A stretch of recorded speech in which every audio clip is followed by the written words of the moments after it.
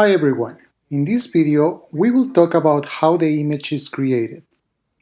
There are different kinds of imaging devices, from animal eyes to digital cameras or radio telescopes. All of these devices capture some information from our environment in a slightly different way to create an image. One of the simplest models of a camera is called the camera oscura, which literally means the dark chamber. This camera was created in the 16th century and did not use lenses, but just a pinhole to focus the light rays into a plate. The camera oscura design is very simple. It is just a box that in one side has a really small hole, while in the other a translucent plate. If you use this camera in a dark room and face the pinhole into a source of light, an inverted image of this source of light will appear on the translucent plate. This effect is called central perspective, and it was proposed by Brunelleschi at the beginning of the 15th century. If the pinhole were small enough such that only one ray of light can pass through it, then the inverted image will be an accurate projection of the parallel and equidistant plane from the pinhole in the opposite direction. This is usually called the virtual image. But how does it work? For simplicity, let's imagine that the light travels in straight lines. In our example, the flame of the candle irradiates light in all directions, illuminating the room. Some of that light is reflected in the candle, and some will bounce even in the box. The pinhole acts as a funnel, stopping the light coming from other directions and letting pass only those rays that are traveling directly from the source to the plate. If we make the pinhole bigger, more ray lights traveling in different directions will hit the plate, making the image brighter, but also blurry.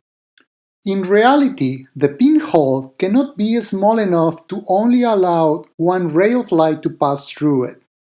However, despite its simplicity, this model provides an acceptable mathematical approximation to the imaging process. One well-known example of the effects of perspective projection is that the apparent size of the object in the image depends on the distance from the pinhole. This is the result of the angle at which the light coming from each object will be projected into the plate, making everything that is far from the pinhole appear smaller than the closer objects. Most digital cameras nowadays use lenses to improve the image quality. The first reason is to collect more light. The image that is formed in the camera oscura is weak because we are limiting the amount of light that will be captured into the plate. If we make the pinhole bigger, the image will be brighter but blurry. This is because for each point in the source, we will receive more projections into the plate. But those new light rays won't land at the exact point of the original one, but just around it, mixing light from different points and destroying the structure of the image. Here is where lenses become handy. Depending on their construction, lenses allow us to redirect light in different directions. Hence, we can use them to correct the directions of the light that has been projected to the plate. Let's see this in a little bit more detail. The behavior of the lenses is dictated by the laws of geometric optics.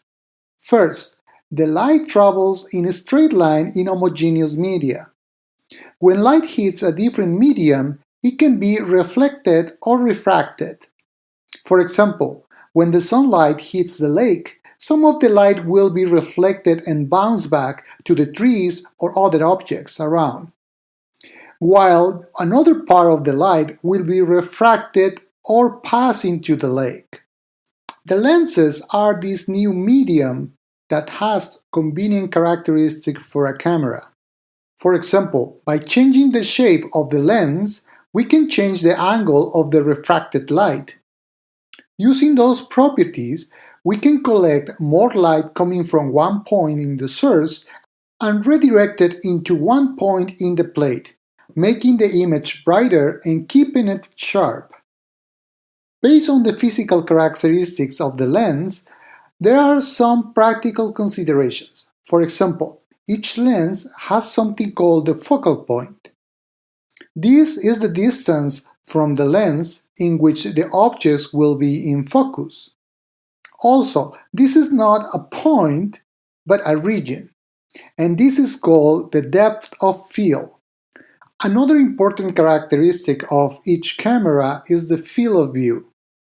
This is based on the placement of the lens and the sensor, and basically tells you the size of the image that you can register. Using a combination of lenses, digital cameras can modify the focal point into a scene to focus on objects far apart. Okay, we have talked about the simplest model of a camera and the current approach used in modern digital devices.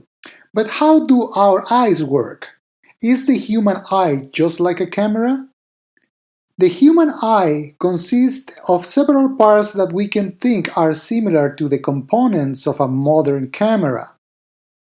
The cornea is a transparent, highly curved, refractive window through which lights enter the eye. The pupil varies its diameter from about 1 to 8 millimeters in response to illumination changes. Together with the iris, they regulate the amount of light penetrating the eyeball. Then, fine-tuned deformations of the crystalline lens accommodates to bring objects into a sharp focus into the retina. That is where the image is formed. The retina is a layer membrane populated by two types of photoreceptors called rods and cones. There are about 100 million rods and 5 million cones in a human eye, and their spatial distribution varies across the retina. The fovea is a region in the center of the retina where the concentration of cones is the highest. Here, the image is sharply focused whenever the eye fixes its attention on an object. There are no rods in the fovea.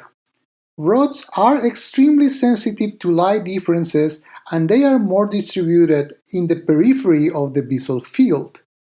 The combination and distribution of these two photoreceptors in the retina is related to the way our visual perception works. We also have a place in the retina in which we have no photoreceptors. This is where the optic nerve starts and is called the blind spot. You can easily find it. However, most of the people don't know about it, and this is because our brain fills up the empty space. So, despite its globular shape and the obvious physical differences, we can say that the human eyeball is functionally similar to a camera, with a field of view of 160 degrees of width and 135 degrees of height.